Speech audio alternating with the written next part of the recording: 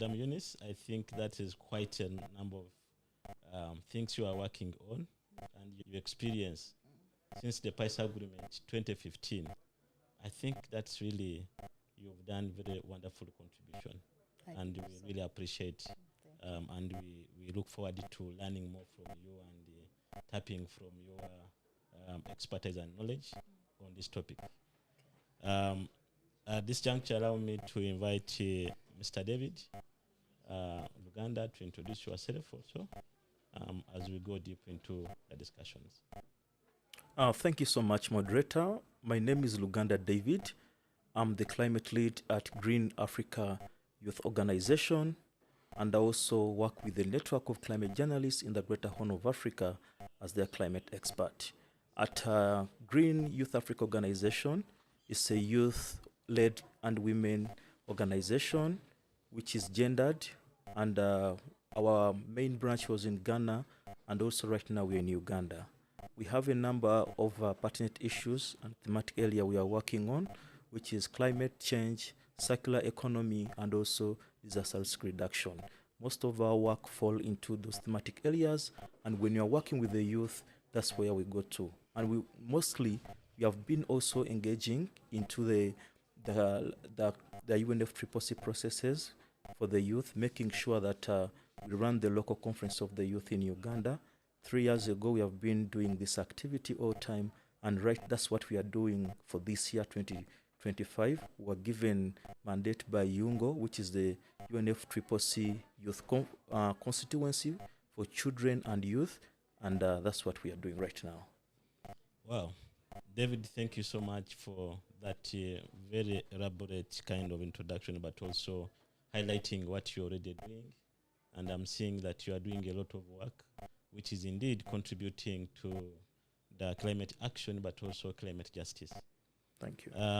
As you are aware, the question which normally people would ask, why are we talking about climate action and also climate justice?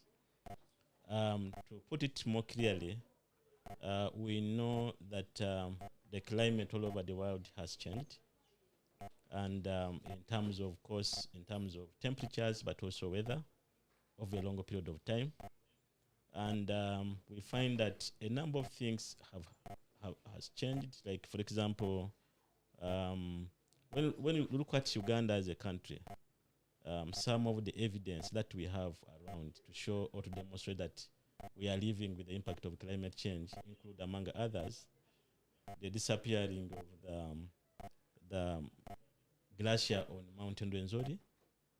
Although we are on the equator, you'll find that we are blessed, and I think, of course, that's why we are called the Pearl of Ice, to have ice or glacier on the equator. But over time, we have realized that between 1900 and now, this glacier has melted at a rate which is very high. And because of this, we find that because of the rising temperatures, you find that every year we are always prepared to have the floods in Kasese. Actually, it has now become predictable that every year we should be able to prepare for the floods in that area because of the melting of the ice on that mountain. We are aware that in some of the regions in Uganda, but also in Africa, for Uganda, for example, in the Kigezi region, these areas used not to have malaria because of the low temperatures, and mosquitoes don't thrive so much well in areas which are extremely cold.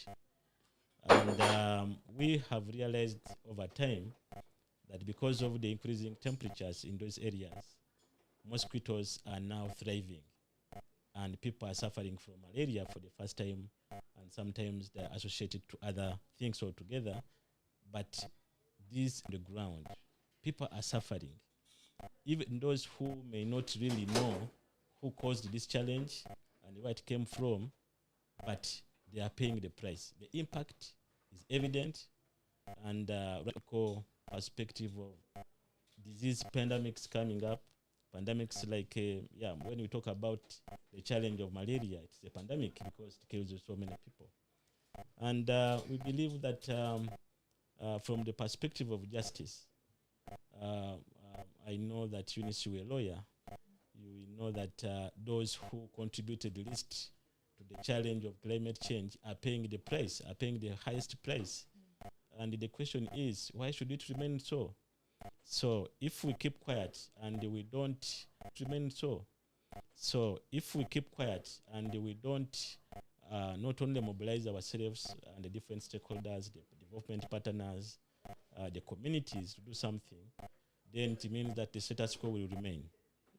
So the purpose of this podcast is to make sure that we mobilize ourselves, we mobilize other stakeholders, we learn from them as a way of coming up with possible solutions that will help us to contribute or to move towards solving the challenge or preventing catastrophe from happening.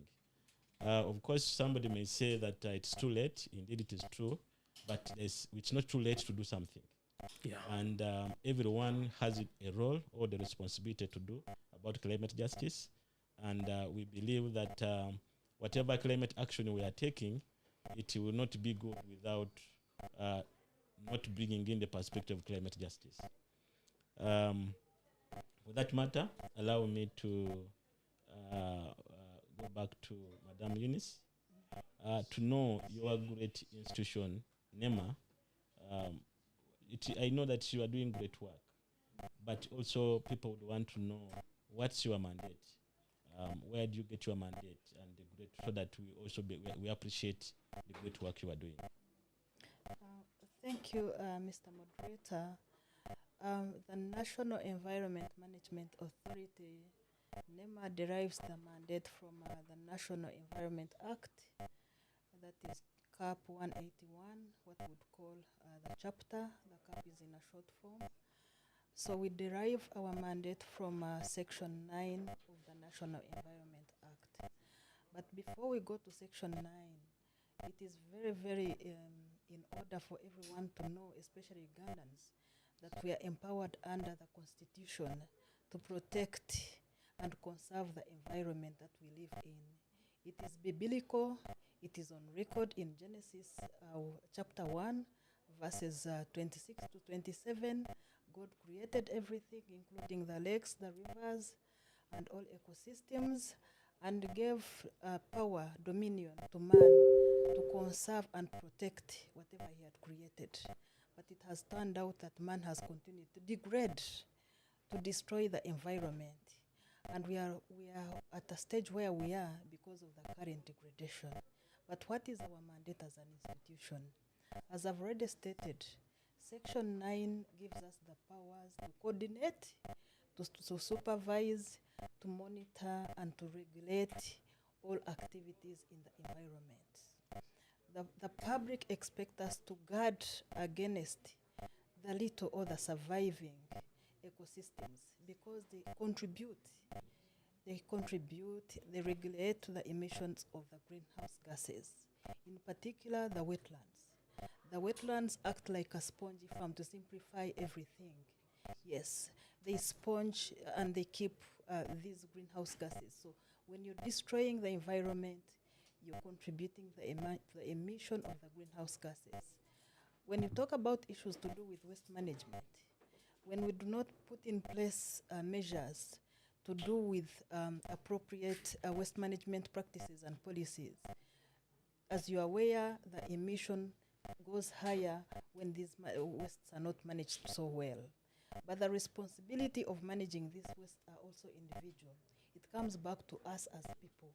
When you generate these wastes, you have the sole responsibility under the Act and under the subsequent regulation to manage, to segregate and dispose of the wastes so well. So I appeal to Ugandans, to whoever is listening to us, to have that responsibility under Article 17 to ensure that what we have in terms of ecosystem is well safeguarded, is well protected, because the effects of climate change are before us than before. The evidence is there The literature is there, and it is upon all of us to really rise up and protect and safeguard against the effects of climate change.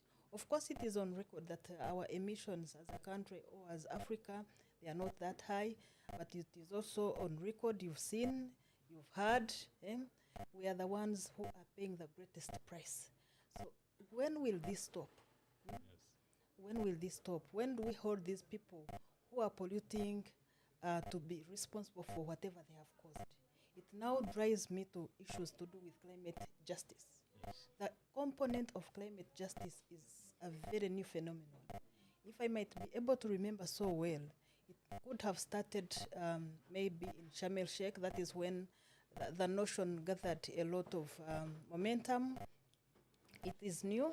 We are still teasing out some of the cases to do with climate change litigation. It is a new notion, but it is very, very important for us as a country, for us as a globe. The climate justice emphasizes the need for equitable solutions to the climate crisis by prioritizing the rights and needs of vulnerable communities who are greatly affected by the effects of the climate change. It includes things to do with equity, fairness, and accountability in whatever we are doing.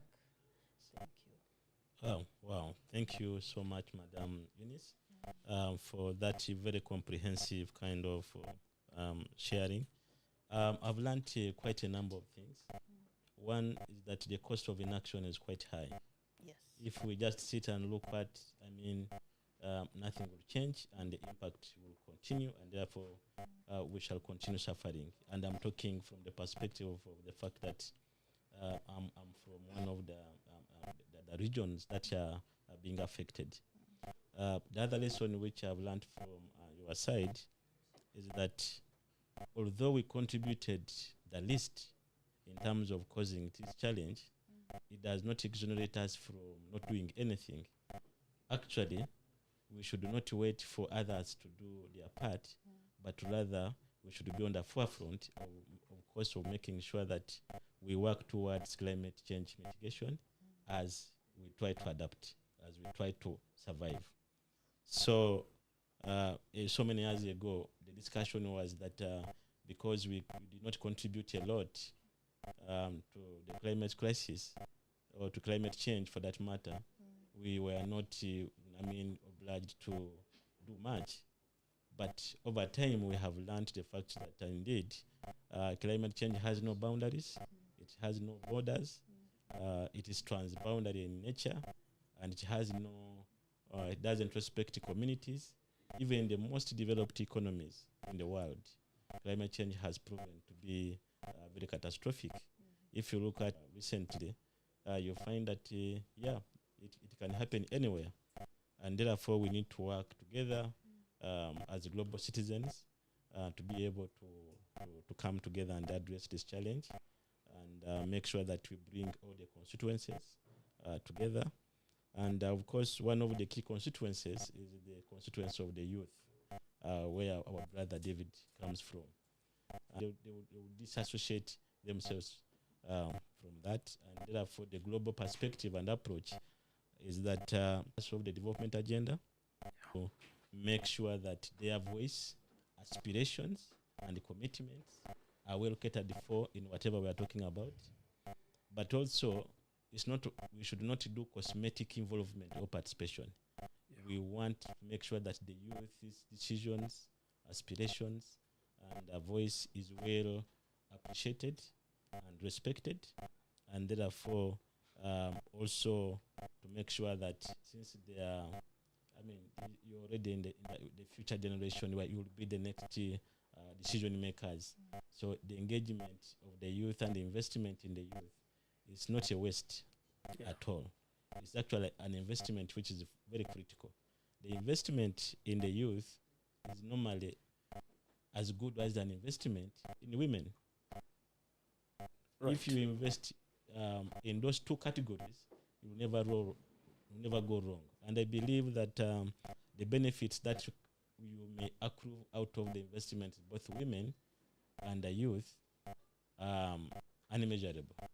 And therefore, if we are to tackle this challenge, we need to make sure that the youth and women are at the center of our planning, and they are much involved, but also they're empowered in terms of resources to be able to tackle some of those challenges they face every day. Perfect. I'm grateful from the perspective of Council Eunice. You mentioned that indeed climate justice is one of those things which talks about fairness, equity, and if we are to be fair, the two categories of our population, the youth and women, are the ones who are suffering most because of the impacts of climate change. Yes.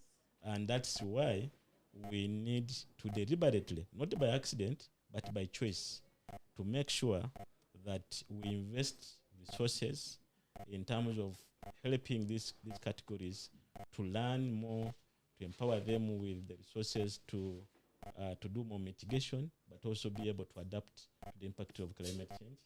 And by doing it, we shall be implementing the principle of leaving no one behind. Yeah. But also, we know that we appreciate the fact that aspiration that we need to do, so that we come to appreciate the nature of support we might call upon the different stakeholders to provide. Thank you so much, Isaac, for this opportunity. And if I'm to tell you that 2 decades ago, or 1 decade ago, the youth weren't taken serious, even the women weren't taken serious. And on the round table where decisions are made, both at a regional and also at the global level, we didn't have a number of youth participation. And normally they were taken unserious, they were taken people who are there who don't understand anything. But thanks to God, who brought Greta Thunberg, that German who helped us to see that a number of children, youth can come on board, to see that they can fight for their space, they can create their own tables, they can disrupt. So we saw that even if you go into the policy line, I'll give an example what we are doing in Uganda. We created the youth climate councils. The youth climate councils are hoping to see that we reach everyone. Right now, we are conducting a number of countrywide consultations in Western Uganda, Southwestern, Northern, West Nile, to see that all the youth are brought on the table, to see that, to pick their views, to tell them what challenges they are facing under climate change. And you'll find that most of these regions, they are facing climate change differently. You go to Kasese, they're having River Nyamamba. You go to the eastern side, Elgon region, they're having the landslides. And so all the youth are saying, no, what we need is to see that we have climate financing for the youth. We need to see that our organizations are being funded, also our projects are being brought onto the table to see that we get that fund. But we see that a lot is needed also to add on the capacity of the youth, mainly on organizations. And as a youth leader, because I've met a number of youth and also I've been to a number of organizations, I see that there is need of institutional capacity for the youth organizations. If you go to the African continent, you'll find organizations are there, but organizations which are really streamlined, working lines with government, also updating UNFCCC what they are doing, making sure that they align their work with NDCs. Most of them are not well aligned. So we need to see that institutional capacity is provided for the youth. And also, youth should take themselves serious to see that the next years, they are the people who will be in the world.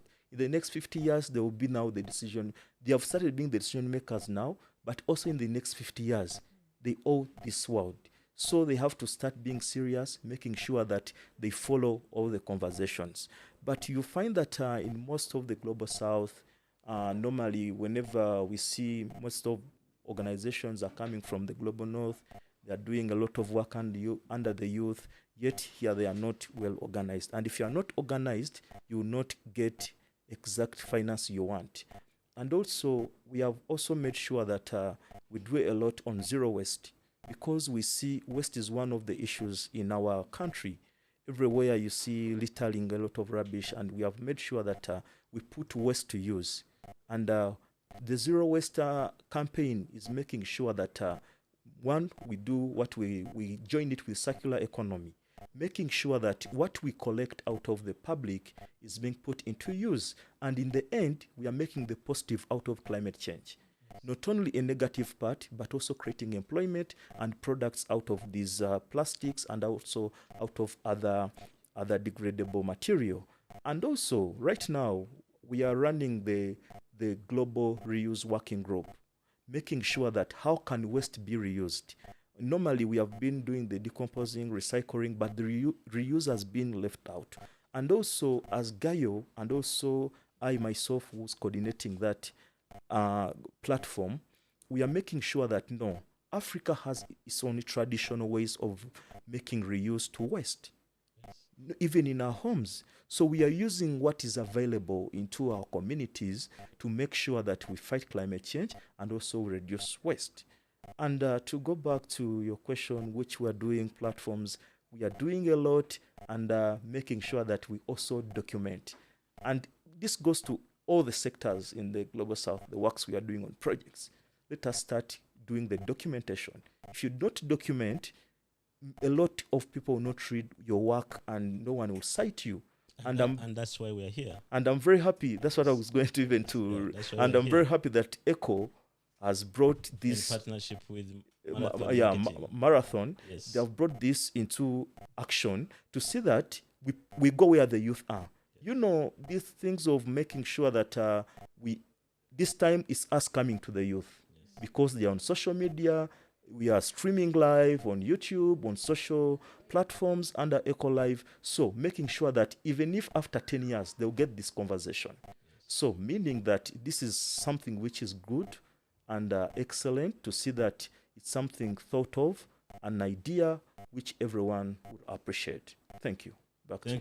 Thank you, David. Quite a number of emerging issues in your sharing and discussions. One of the key drivers of action is what you referred to as climate finance. Yes. And without finance is the bloodstream of everything, especially when you talk about climate change. No shortcuts. Yeah. Technical capacity, even when it's there, still you need the finance to be able to deliver on the other side. And I'm seeing that you are making a very special appeal and call for the development partners, private sector, the producers, especially the big companies that are polluting, to reduce their carbon footprint by engaging the youth and other constituencies like women, where under the model of the circular economy, we can be able to, create what we call green jobs. Yeah. And people have been talking about this challenge of climate change, or this crisis of climate change. And many people have been looking at it from the negative perspective. I'm happy to say that you have brought in a very interesting dimension, the positive part. Yeah. And of course, which also energizes us to do more, because lamenting on the negative part may not really attract the youth so much, but rather if you promoted the positive part, for example, we know that on the African continent, the issue of unemployment is very big. So if we used the model of the circular economy to promote, for example, waste management, and we create green jobs, you'll find that we shall achieve on one hand economic development, which is very key for the country. More people will be able to pay more taxes because business will be there. People have jobs. But on the other hand, we shall be addressing the aspect of sustainability, and contributing to the challenge of climate change. And I think that will be a win-win situation, and we shall be able to balance. The other issue which you talked about, which is also very critical, is that youth are willing to do a lot, but they are really tied in terms of quite a number of challenges around them. They are struggling by themselves with the little they have. They have demonstrated they can be able to do something, and therefore there is need, and that's also the same with women.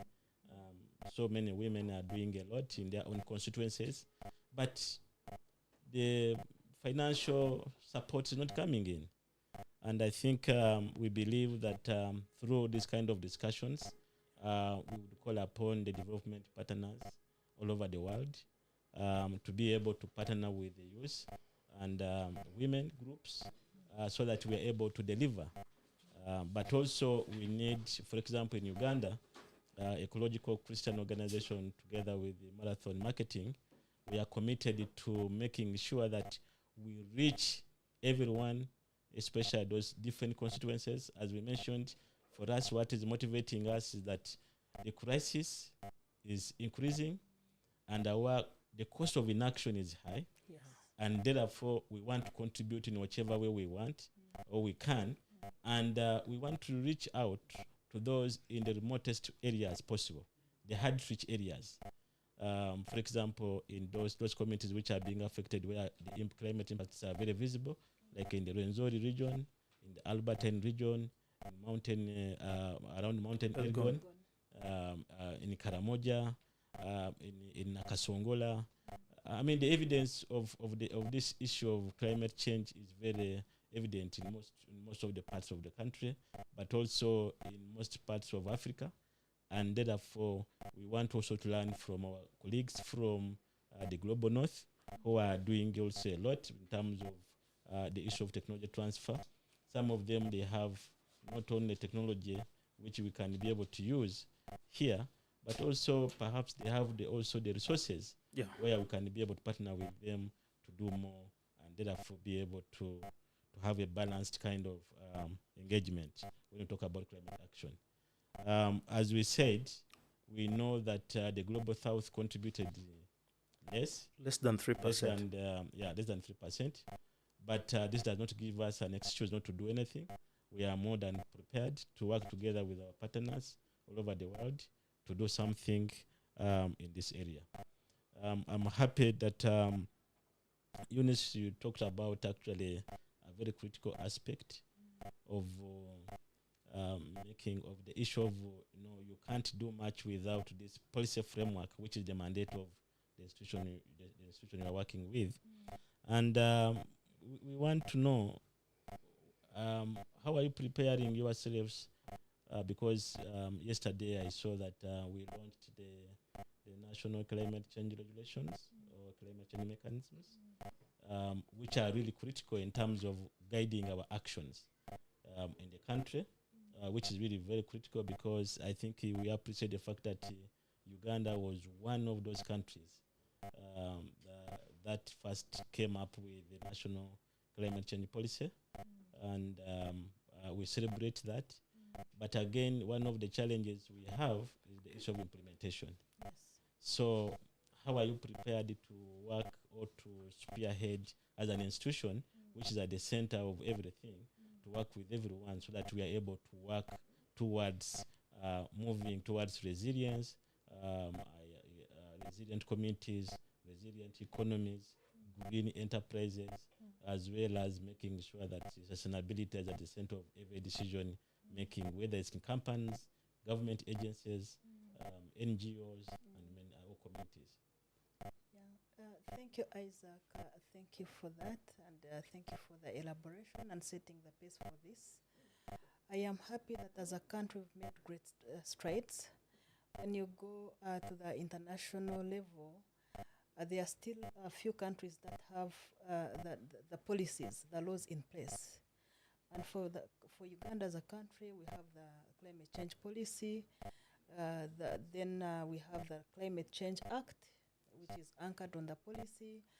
And as you're well aware, we are in the pipeline of developing regulations, formulating regulations to beef up the implementation of the Act, which is a step ahead. Yesterday we launched the regulation, which I can simplify to really to mean a regulation on carbon markets, which is a critical stage for this country. Yeah. So by doing that, Uganda is taking a step towards reducing emissions and towards addressing the effects of climate change. But that is not enough. As a country, we should look at things or strategies on how to reduce these emissions. We should also hold these people who have polluted the environment, which really leads to greenhouse gases. Yes. Yeah, we should hold them accountable. We should mind that corporations and countries responsible for greenhouse gas emissions pay for the damage they have caused. And that is why, particularly, the loss and damage fund was put in place. But as you are aware, the modalities, the procedures for the fund, well, they are there, but as LDCs and as Uganda, we do not know whether they are sufficient because we've not tapped into the fund itself. Some of the strategies that we could also anchor and rely on is to empower the vulnerable communities. We support the local communities in climate decision-making process and prioritize their needs. Yes. As a country, we've suffered. Some of these people have suffered them in decision-making processes and procedures. Then there is a component that is lagging behind. That is the education and awareness. Yes. To me, I think access to information. Yeah, they are all combined. Yes. The climate change education needs to be integrated into the national curriculums from the primary, secondary, and tertiary levels. These people need to, there's a call for everyone to protect and conserve this environment. Once the message is inculcated at a lower level, for example, at the youth level, or even at the primary going children level, it will make a very great impact. When we were growing up, we were told that we were not supposed to cut trees. Yes, and rightly so. Trees were not being cut. But now there's indiscriminate cutting of trees. Can we have climate change education integrated into our national curriculums to address, to teach these young children so that they grow up knowing what to do? We have a saying that when you want to bend a tree, you can only do that when the tree is young. Yes. But when it is old, it cannot be bent. So it will just break. Yeah, it will break. Of course, it will just break. Yeah, you're right. Yeah. So that is an important component. It is anchored on Article 13 of the Paris Agreement. It is one of the gray areas that has not been explored. It also relates to capacity building. Because by inculcating, by teaching, you're doing capacity building. And all those are very strong thematic areas in the Paris Agreement. So as a country, as a globe, I think that is an area that we should take up. We shouldn't get tired of creating this awareness. We shouldn't really relent because climate change is here with us. When these catastrophes happen, they don't discriminate between the rich and the poor. They affect us in all ways. Then maybe another thing, strategy or another way that we can look at is leveraging climate-friendly technologies and innovations to reduce emissions and adapt to climate change. I have seen the renewable energy. When you travel up country, you see a lot of these. Let us go for these cleaner technologies, smarter technologies. Let us conserve these trees. Let us adopt to ways and methods of cooking that are friendly. I employ the government, and I think it is doing it in a way, but I still employ the government to reduce the tax on gas, the gas that is used in our homes for cooking. When you reduce the price on the gas, then you also reduce the pressure that is on our forests. People not go for this charcoal. People not go for the biofuels or firewood. They resort to using clean methods of cooking. The issue of finance, I wanted to bring it out as a major component. We should ensure sufficient funding for climate adaptation. As a country, of course, we thrive on adaptation, mitigation, loss and damage, particularly for ourselves as developing countries. You must have envisaged that last year during COP29 in Azerbaijan, there were countries that were stepping out. They were stepping out in protest.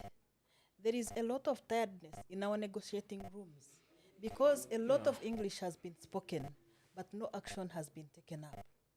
We already had the $100 million in the Paris Agreement. Few countries tried to leverage and really live by that, but most of them, especially the developed countries, they never complied. Yep. And last year, we introduced another new quantitative call on climate finance. we are not going to speak ABC without any action. Climate finance is the bottom. It is the backbone of the Paris Agreement. Unless countries come out and say, we are really committing, not in words this time, but in action, Yes. we are going to sing and people are going to get tired. They are all indicators. Currently, there is a strong debate whether we should be going for these COPs annually. They are saying we should be going for these COPs every after 2 years like other conventions. Why? Because some of these financial commitments are not met. So finance plays a critical role. Even as a country here, we need government to really integrate and plan for climate change effects and have funds to cater for the vulnerables, have funds to go for those communities that have really suffered, and we have them. Yeah. We have the Bududa incidents, we already have the Rwenzoris, like you stated. So finance aspect should critically be looked into. We are not going to speak endlessly, but the time for action is now. Yes. Thank you. Wow. That's very, very interesting, Madam Eunice, for that comprehensive submission in terms of what you are really doing and what you would want to see. But also very compelling kind of information when you talk about, pulling up our socks, especially talking about finance as the backbone of everything. A lot of commitments and promises have been made, right from Copenhagen in Denmark to Paris in France, COP for COP, that was COP. Copenhagen, I don't remember so well, but it Yeah, was COP, there. yeah. And the earlier stages, yeah. Exactly. But even other COPs, we've been talking about for the last 30 years now. Yes. Coming 29, coming to 30 years this year. Yeah. We've been negotiating. But we are seeing very little on table. And we are saying, no, enough is enough. Yes. We have talked a lot. We need to walk the talk. Yeah. Because without walking the talk, the challenge will continue and the lamentations will not end. And this, in the same way, when we talk about the floods in the Rwenzori region, or even around the mountain Elgon, but also even within the Lake of Victoria Basin, Even in Kampala City. in Kampala City, you find that actually we needed to really work together. Yeah. So that we are able to, and that's why we say under the theme of climate justice, you can't have climate action without climate justice, Yeah. because it is really human to do something without, if you can't see people dying, when you say we can't do much, and yet we are seeing our brothers, we are seeing local communities who really contributed less to the challenge, and they are the ones paying the price. Yeah. So that's really very key. I'm also happy that you have talked about the issue of creating more funds, but funds which are more or less empty. Because when you look at the amount of money which is put there, given the need, especially in the global south, it's a drop in the sea. So we need to think about how do we make sure that more financial resources are provided so that we are able not only to do adaptation work or support communities, but also contribute to the mitigation. Because when we talk about the issue of planting trees has both. It has a mitigation And and adaptation benefits. When we talk about renewable energy, we have so many communities that do not have access to energy, and they are living in very remote and isolated areas. So if we can be able to extend the mini grids there, so that our energy become centered around near or within the communities where they are, it becomes much easier than centralizing and everybody being able to connect the national grid. So that's also very key.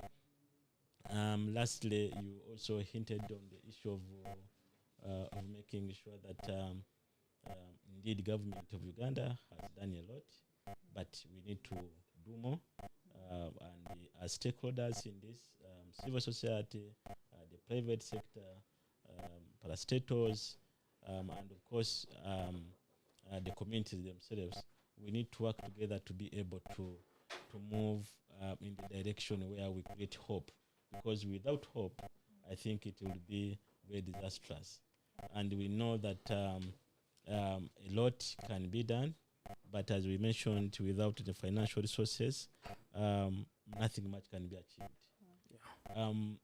David, as we prepare for the COP 30, this year in Belém? Yes, in Brazil. In Brazil.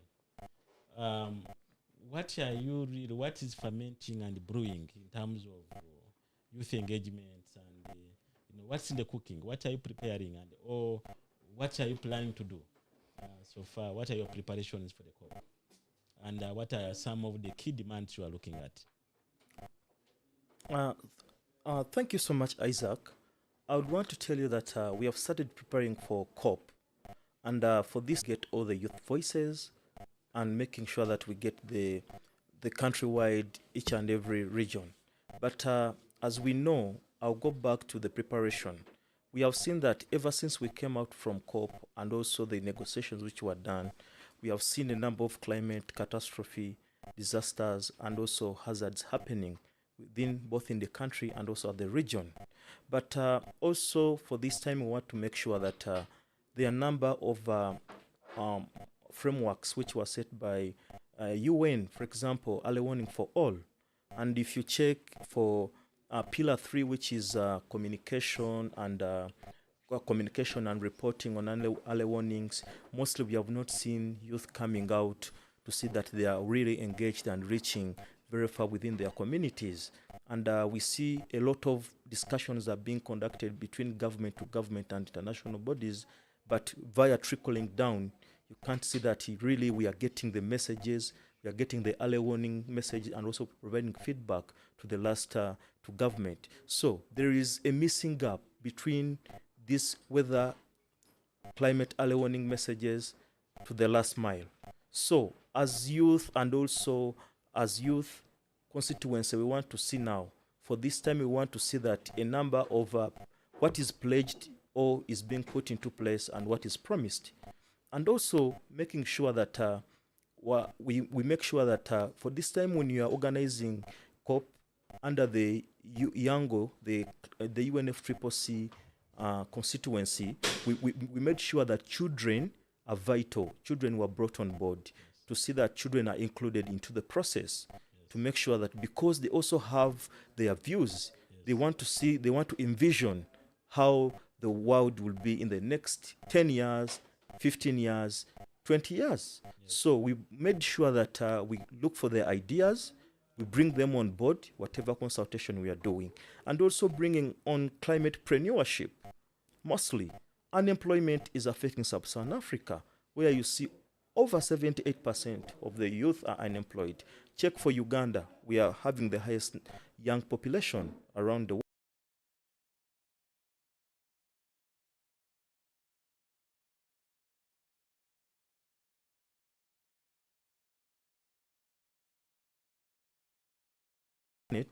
And the people have to look at that at a critical, and that's why we are making sure that we design the green handbooks, making sure that we map all what work is done in the green handbook, making sure that we reduce emissions, and also engaging on clean energy as youth. So as we go for COP, and for this time, I wanted to see something which comes when it is inclusive, because what is discussed there is kind of different compared to what is at the national level and also at the African level.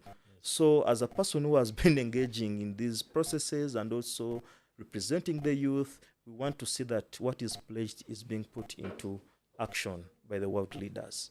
And as I end, for us, mostly, we want to take most of what we are doing serious. And most of the organizations who are doing work, let them align to make sure that they start reporting exactly what they are doing. We saw a missing gap that the youth who are youth organizations who are into NDCs, how are they monitoring their work? whom are they? See that even the means of verification, the monitoring part can be brought on board to see even the youth actions are being represented, being reported in whatever work they do into our country. Thank you. Wow. To put the youth at the center of every climate action we talk about, whether at the international level where we're talking about the climate negotiations, whether at the continental level where we are making decisions under the African Union, for example, for the African continent, whether it's at the regional level for the East African community level, we want to see the youth involved, or whether at the national level, of course, we want to make sure that the youth and children are very much involved. Madam Eunice, you talked about something very critical, which I've just also realized that we need to think about it critically, the issue of mindset. Because it's only through education that we should be able to change the mindset of our communities, to be able to do something. Through your agency, could you be having some kind of plans, working with other stakeholders to advance this? Because for us, we have started on the work already. You know, Ecological Christian Organization in partnership with Marathon Marketing, we have started on this journey. So are you looking at partnering with us perhaps, or others, to be able to advance this issue? Because it's really very critical. Because with the current mindset, it is really critical that we do something. Just briefly, so that we're able to finalize this discussion. Thank you, Isaac, for that. And as you might have been aware, part of the components, part of the mandates that NEMA has is sensitization and education. Since NEMA's inception in 1995, that has been the core. Okay. But as you're well aware, when it comes to climate change matters in this country, we are lead agency. The core component or the core function lies with the climate change department. But as a lead agency, we've been spearheading that also. We've done it in many regions, yes.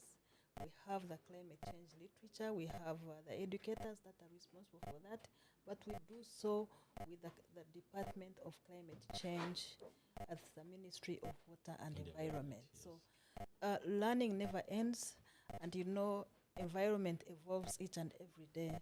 So it is continuous, much as we are doing other aspects, much as we are doing education in other aspects, climate change is also our core.